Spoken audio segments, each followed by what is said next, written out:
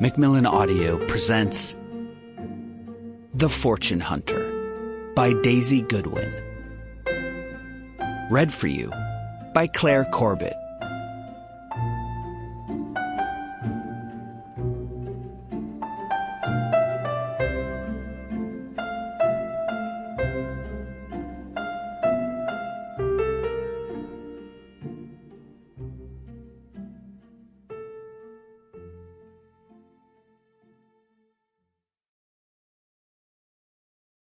Part 1. The Royal Menagerie, July 1875. Was Queen Victoria a kitten or a codfish? Charlotte hesitated. The monarch's chinless face did look remarkably similar to the glassy stare of the fish, but that would mean making the late Prince Consort a kitten, as that was the only animal she had left. It was hard to think of Prince Albert as feline, but now that she had superimposed the image of the fish onto his wife's face, it was undoubtable that the Queen made the most magnificent kind of cod.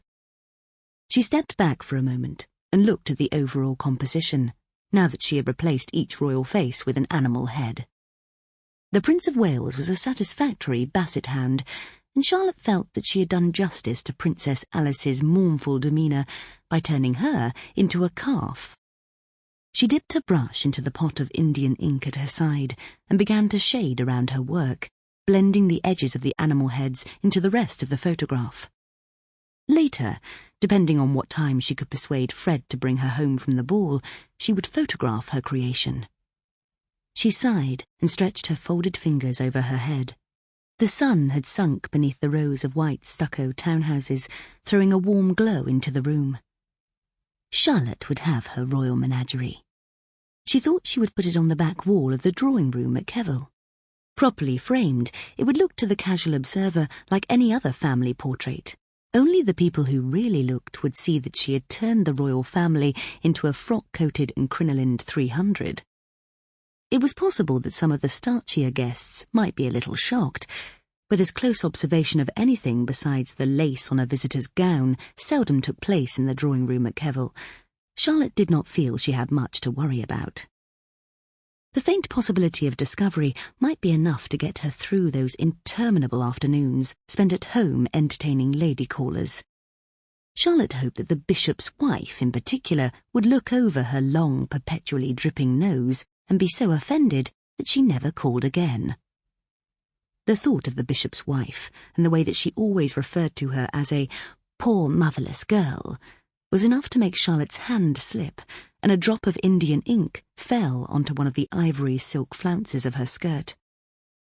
It was a very small drop of ink, but the silk was so absorbent that it quickly flowered into an unmistakable stain.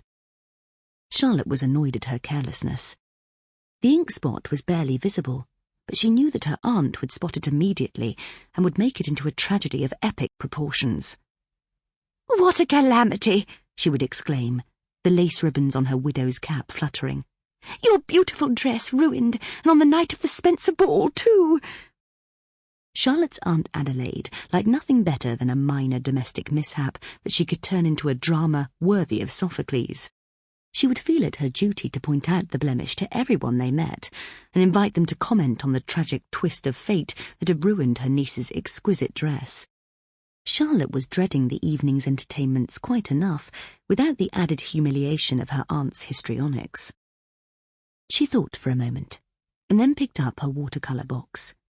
Perhaps there was some china white left. She took a clean brush, licked it thoroughly, and started to paint over the stain. It wasn't perfect, but it covered the worst of it, and with any luck, she might get through the evening without her aunt noticing. She was just giving it another coat when there was a perfunctory knock on the door, and her brother Fred walked in wearing his dress uniform. "Are you ready yet, Mitten?